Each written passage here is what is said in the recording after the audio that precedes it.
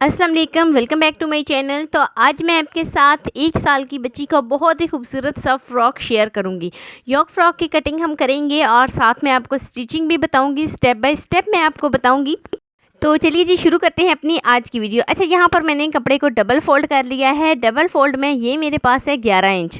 तो यहाँ पर मैंने इसकी चौड़ाई 11 इंच ली है और लंबाई जो है वो मैंने 10 इंच ली है। 10 इंच आप इसकी लंबाई और 10 इंच आप इसकी चौड़ाई भी ले सकते हैं।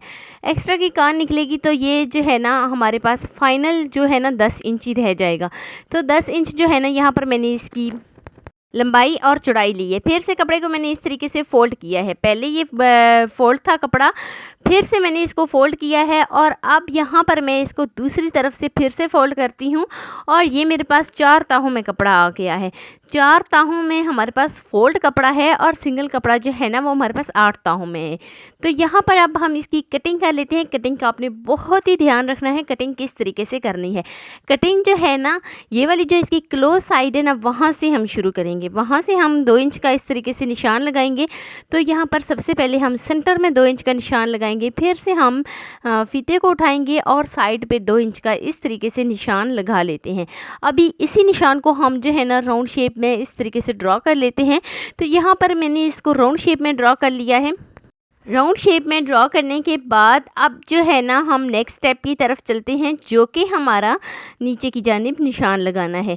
अब हम तकरीबन इसका देखिए, मैंने यहाँ पर जो है ना 2.5 इंच रखा है। 1 साल की बच्ची का है, आप ये वाली जो है ना अगर 2 साल की है तो आप 3 इंच पे कर सकते हैं। तो इस तरीके से यहाँ पर जो है ना मैं निशान लगा लेती हूँ 2.5 इंच पे। नीचे से भी मैं बिल्कुल इसको राउंड ही लेके जाऊँगी। तो 2-2 2.5 इंच पे मैंने इस तरीके से इसके निशान लगाए हैं। अभी मैं इसी निशान को जो है ना ड्रॉ कर लेती हूँ, डार्क कर लेती हूँ। तो लीजिए जी, ये वाले निशान भी मैंने बिल्कुल जो है ना शो ही कर दिए हैं और बिल्कुल जो है ना राउंड शेप में लगाए हैं। तो अब जो है ना मैं इन्हीं निशान के ऊपर ऊपर से इसकी कटिंग कर लेती हूँ। एक दफ़ा मैं निशान को बहुत ज़्यादा शो कर दूँ ताकि हमारी कटिंग जो है वो बिल्कुल सही तरीके से हो। अच्छा, एक बहुत ही अहम बात, अगर आप अच्छे तरीके से इसको राउंड शेप देंगे तभी आपकी कटिंग भी अच्छे तरीके से होगी और आपकी स्टिचिंग भी अच्छे तरीके से होगी। मैं हमेशा ये बात कहती हूँ कि अगर आपने जो है ना निशान या जो भी आप जिससे भी आप निशान लगा रहे हो वो सही से लगाएंगे। नाप अगर ले रहे हैं तो आप अच्छे तरीके से कपड़े को प्रेस कर लें। प्रेस करने के बाद फिर आप नाप लें। अगर आप फीते से नाप ले रहे हैं तो फिर भी आप जो नाप वाला कपड़ा है उसको अच्छे तरीके से प्रेस कर लें, उसके बाद निशान लगाएं। तो यहाँ पर देखें जी, मैंने इसके ऊपर से इसकी कटिंग शुरू कर दी है। सबसे पहले मैंने ऊपर से जो राउंड शेप में इसको निशान लगाए थे उसकी कटिंग करेंगे और फिर हम क्या करेंगे कि नीचे से जो हमने निशान लगाए हैं वहाँ से हम इसकी कटिंग कर देते हैं। तो कटिंग करने के बाद जो है ना हमारे पास ये कुछ इस शेप में आ गया है। ये योक फ्रॉक है तकरीबन 1 साल की बच्ची का, बिल्कुल सही पैमाइश के साथ। तो यहाँ पर देखें जी, यहाँ पर मैं इसको ओपन कर लेती हूँ। ऑलरेडी मैंने अपने चैनल पर नाप रख के किस तरीके से कटिंग की जाती है कपड़े की, उस पर डिटेल में वीडियो बनाई हुई है। लेकिन ये वाला जो है ना ये मैं फीते से इसकी पैमाइश कर रही हूँ ताकि आप लोगों को आसानी से समझ आए। अब आपने मुझे कमेंट सेक्शन में बताना है कि आपको कौन सी जो है ना इजी लगती है, नाप वाला जो कपड़ा हम लेते हैं उससे या फीते से। तो यहाँ पर देखिए, ओपन करने के बाद ये कुछ इस शेप में आ गया है। अब हम चलते हैं जी नेक्स्ट स्टेप की तरफ। तो नेक्स्ट स्टेप में हम क्या करेंगे कि यहाँ पर मैंने इसकी पेटी के लिए जो कपड़ा लिया है ना उसकी हम कटिंग कर लेते हैं। उसकी कटिंग हम किस तरीके से करेंगे और कितनी करेंगे। तो यहाँ पर देखें, इसकी चौड़ाई जो मैं रख रही हूँ ना 11 इंच है। 11 इंच पर मैं इसकी लंबाई ले रही हूँ और चौड़ाई जो है ना यहाँ पर मैं इसकी 21 इंच ले रही हूँ। 21 से 22 इंच जो है ना चौड़ाई बहुत ही बेस्ट होती है। फ़्रॉक होती है तो फ़्रॉक जो भी शेप हो फ़्रॉक की, चाहे योक हो, चाहे अम्ब्रेला हो, चाहे चोनों वाली हो, चाहे जिस तरीके के भी हो, उसमें अगर पेटी जो है वो ऐसी खिली खिली रहे तभी बहुत ज़्यादा प्यारी लगती है। तो यहाँ पर मैंने इसकी 21 इंच जो है ना चौड़ाई लंबाई रखी है और चौड़ाई मैंने 21 इंच रखी है और लंबाई मैंने 11 इंच रखी है। इस तरीके से मैं इसको डबल फोल्ड करती हूँ। एक्स्ट्रा का जितना भी मार्जिन है मैं वो कट कर लेती हूँ। तो अब हम इस तरीके से इसमें चौने डालेंगे, कुछ इस तरीके से हम इसमें तकरीबन 1-1 इंच की चौन डालेंगे। 1-1 इंच की चौन बहुत ही ज़्यादा खूबसूरत लगती है, तो यहाँ पर ये कुछ इस शेप में आ जाएगा।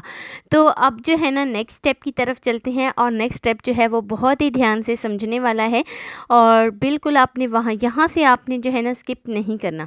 मैंने इसको कर लिया अच्छे तरीके से प्रेस। आप चाहें तो यहाँ पर पिन्ने भी लगा सकते हैं, पिन्ने भी आप लगाएंगे तब भी जो है ना वो अच्छे तरीके से प्रेस भी हो जाएगा, और पिन्ने जब आप लगाएंगे तो अच्छे तरीके से इसमें चुने वगैरह डल जाएंगे। अब मैंने इसको फोल्ड किया है, डबल फोल्ड करने के बाद 2 इंच पर मैं तकरीबन इस तरीके से इसको राउंड शेप, हल्की सी मैं इसको राउंड शेप दे लेती हूँ स्लीव के लिए, आर्म होल के लिए। तो यहाँ पर अब जो है ना यहाँ पर बिल्कुल सेंटर में मैं इस तरीके से इसकी कटिंग कर लेती हूँ। बिल्कुल हमने सेंटर से इसकी कटिंग की है। कटिंग करने के बाद ये कुछ इस शेप में आ गया है। अब हम इसको फोल्ड करेंगे और साइड को चेंज करेंगे, उल्टी साइड पे हम इस तरीके से इसकी स्टिचिंग कंप्लीट करेंगे। अच्छा, ये वाली जो पॉइंट है ना, ये आपने बहुत ही ध्यान से देखना है कि ये वाला जो पॉइंट है, यहाँ पर हम सबसे पहले इसके अंदर की जानिब इस तरीके से इसकी स्टिचिंग कंप्लीट करेंगे। सबसे पहले हम इसके अंदर की जानिब इस तरीके से स्टिचिंग कंप्लीट करेंगे। बिल्कुल हम राउंड शेप में इसकी स्टिचिंग करेंगे, और एक साइड जो है ना वो हम क्लोज़ कर देंगे, और जो एक साइड रह गई है उसको हम ओपन रखेंगे। तो मैं एक दफ़ा करीब से आपको चेक कराती हूँ कि हमने किस तरीके से इसकी जो है ना स्टिचिंग कंप्लीट करनी है। तो स्टिचिंग कंप्लीट हो जाने के बाद अब जो है ना हम इसको फ़ोल्ड कर लेते हैं सीधी वाली साइड पे। तो यहाँ पर मैं इसको सीधी वाली साइड पे फ़ोल्ड करती हूँ। तो उसको जो है ना पहले सबसे पहले मैं हल्के हल्के से इसमें कट लगा लेती हूँ, ताकि जब हम इसको फ़ोल्ड करें तो इसमें चुने वगैरह भी ना डलें और कपड़ा जो है वो इकट्ठा भी ना हो। तो दोनों साइडों से मैं हल्के हल्के कट लगा लेती हूँ। तो कट लगाने के बाद जो है ना ये कट आपने लाजमी लगाने हैं, नहीं तो आपके जो है ना ये राउंड शेप ख़राब हो जाएगी और फ्रॉक भी अच्छी नहीं लगेगी, पहने हुए भी अच्छी नहीं लगेगी। तो यहाँ पर जो है ना मैं इसको कट लगा लेती हूँ। कट लगाने के बाद अब मैं इसको सीधी जानिब फ़ोल्ड कर लेती हूँ। एक साइड हमने ओपन रखी है, दूसरी साइड जो है ना वो हमने इसकी स्टिचिंग कर दी है। तो एक साइड जो है वो हमने ओपन रखी है। इस तरीके से मैं इसको जो है ना बाहर की जानिब निकाल लेती हूँ।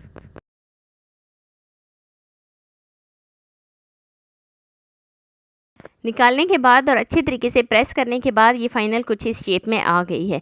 अब हम इसकी जो है ना नेक्स्ट स्टेप की तरफ चलते हैं और फ्रॉक के निशान लगा लेते हैं। निशान आपने बहुत ही ज़रूरी है, वो अपने लाजमी लगाने हैं। लेकिन उससे पहले यहाँ पर मैं इसको जो मैंने इसका ओपन हिस्सा रखा था ना, वहाँ पर हम इस तरीके से इसको क्लोज़ कर लेते हैं। वहाँ से हम इस तरीके से इसको क्लोज़ करेंगे और इसके ऊपर स्टिचिंग कंप्लीट कर लेंगे। तो पेटी को मैंने ऑलरेडी जो है ना प्रेस करके अच्छे तरीके से रख दिया था। तो अब हम इसके निशान लगाते हैं। तो देखें, जो मैंने ये ओपन वाली साइड रखी है वो बिल्कुल सेंटर में आनी चाहिए, वो हमारी बैक साइड होगी और बिल्कुल सेंटर में आनी चाहिए। अब जो है ना यहाँ पर हम फ्रंट साइड पे इस तरीके से इसके निशान लगाएंगे कि 2-2 इंच पे हम दोनों साइडों पे निशान लगा लेते हैं। ये निशान बहुत ज़्यादा अहम है, बहुत ज़्यादा जो है ना ये निशान आपने लाजमी लगाने हैं, क्योंकि इससे ही हमारी फ़्रॉक की लुक आएगी, इससे ही हमारी फ़्रॉक जो है उसका डिज़ाइन अच्छा बनेगा। इसी से ही हमारी फ़्रॉक जो है ना वो जब बच्चा पहनेगा तो बेस्ट लगेगी, पता चलेगा कि वाकई किसी जो है ना बेहतरीन दर्जी ने सिलाई किए हैं। तो 2-2 इंच पे मैंने यहाँ पर जो है ना साइडों पे स्लीव के लिए, आर्मोल के लिए यहाँ पर मैंने इस तरीके से इसके निशान लगा लिए हैं। अब जो है ना यहाँ पर इसी तरीके से मैं इसको उल्टी साइड पे भी करूँगी और दूसरी साइड पे भी मैं बिल्कुल इसी तरीके से इसके निशान लगा लेती हूँ। तो जो मैंने निशान लगाए हैं बिल्कुल उसी निशान से हम इस तरीके से इसकी स्टिचिंग कंप्लीट करेंगे। तो यहाँ पर मैंने इस तरीके से लेस ली है। लेस को जो है ना मैं बिल्कुल इसी तरीके से राउंड शेप में ले जाऊँगी और राउंड शेप में मैं इस लेस को लगा देती हूँ। तो लेस को लगाने के बाद फाइनल जो है ना हमारा योक फ्रॉक कुछ इस तरीके से रेडी हुआ है। अब हम इसके अंदर की सिलाई कंप्लीट करेंगे। तो इस तरीके से मैं फ़्रॉक को उल्टा रखूँगी। उल्टा रखने के बाद जो है ना मैं इसके अंदर वाली सिलाई कंप्लीट कर लेती हूँ। जहाँ पर हमने 2 इंच की थोड़ी सी कटिंग की थी, वहाँ पर हमने स्लीव को जो है ना नीचे से मैं इस तरीके से इस पट्टी को फ़ोल्ड करूँगी। फ़ोल्ड करने के बाद सिंपल मैं इसके ऊपर जो है ना स्टिचिंग अपनी कंप्लीट करूँगी। अच्छा, यहाँ पर भी हमने इस तरीके से इसको सेट कर लिया है। अब हम ऊपर वाली साइड पे भी इसको जो है ना दूसरी साइड पे भी जो बैक साइड दामन वाली बनती है उसको फ़ोल्ड करूँगी और सिंपल उसके ऊपर स्टिचिंग कंप्लीट करूँगी। और साथ ही मैं इसको जो है ना अब उल्टा रखूँगी। उल्टा रखने के बाद इसके अंदर वाली सिलाई कंप्लीट करती हूँ। तो अंदर वाली सिलाई कंप्लीट करने के बाद हमारी फाइनल शेप में जो हमारी फ़्रॉक रेडी हुई है वो ये है। तो लीजिए जी, बहुत ही खूबसूरत सी हमारी योक फ्रॉक जो है रेडी हो गई है। ये है जी इसकी फाइनल लुक। 1 साल की बच्ची के लिए ये बहुत ही बेस्ट नाप भी है। आप बिल्कुल इसी के मुताबिक आप करें, आपको मैं उम्मीद करूँगी कि आपको जो है ना कमियाँ बड़ी नहीं होगी।